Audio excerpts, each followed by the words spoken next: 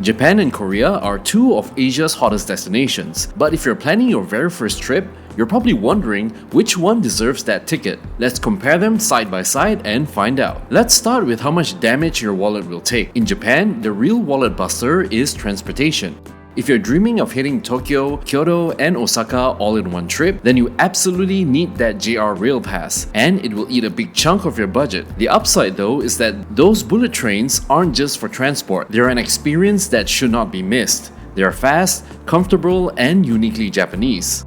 Hotels in the big cities average around $100 to $150 per night for mid-range. But if you don't mind something different, capsule hotels are much cheaper and surprisingly comfortable. And naturally, food runs the whole spectrum of your travel in Japan. You can grab a steaming bowl of ramen or a convenience store meal for under $3 US. But a sit-down dinner can easily hit $25 or more. My go-to advice is to hit the convenience stores. They are absolute treasure troves of cheap, surprisingly amazing meals and drinks. Now when it comes to Korea, it actually spreads the cost a little bit differently. The country is smaller and more compact than Japan, so there's no pricey rail pass needed. Subways are cheap, taxis are reasonable, and even longer trips won't drain your budget. And food is where Korea really shines. A table full of Korean barbecue with endless side dishes called banchan might only set you back $10 per person. Street food like tteokbokki or kimbap barely dents your wallet. The winner here is definitely Korea if you're counting every dollar, but Japan still delivers strong value if you're chasing those iconic train journeys. Now, how easy is it to travel around each country and actually feel comfortable? Japan is almost obsessively organized, and I mean that in the best way possible. Trains run on time to the second, streets are spotless, and in big cities, you'll see signs in English almost everywhere. And even if people don't speak much English in Japan, they're usually kind and eager to help you, especially if you're lost. The only catch is that Japan is big on rules, so you'll need to adjust to things like lining up properly and staying quiet on public transport. Meanwhile, for Korea, it actually feels a little bit more energetic and spontaneous, but still super accessible.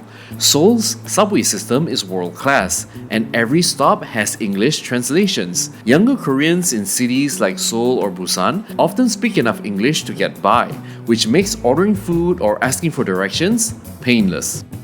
One quick heads up though, Google Translate and Google Maps work fine in Japan, but not in Korea because of national security rules.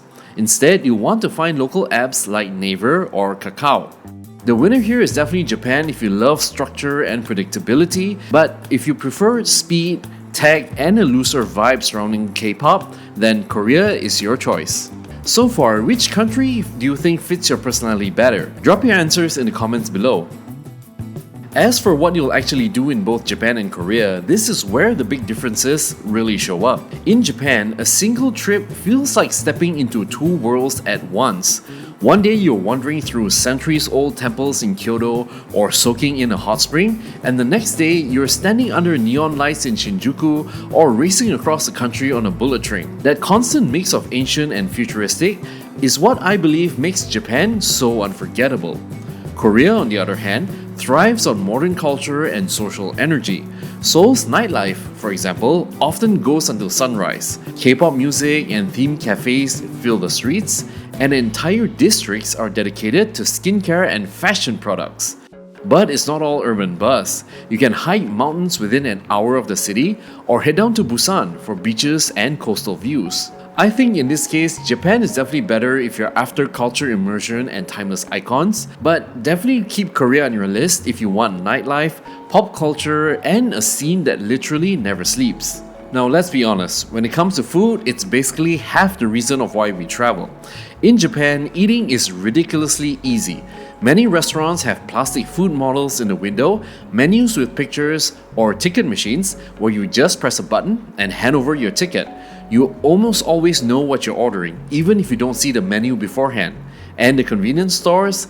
Legendary. The meals are so fresh and delicious, you'll wonder why American gas stations can't do the same.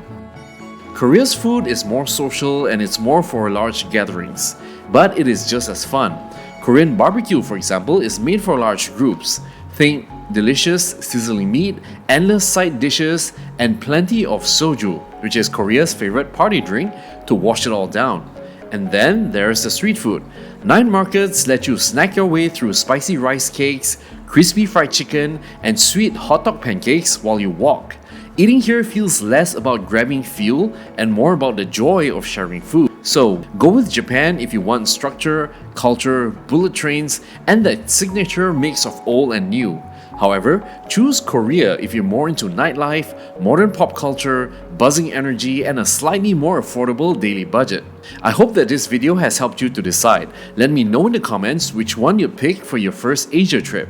And while you're saving this video for your travel planning, make sure to hit that subscribe button and check out the next showdown, Thailand versus Vietnam. Which one makes the better first trip to Southeast Asia? If you want to know, make sure to stay tuned.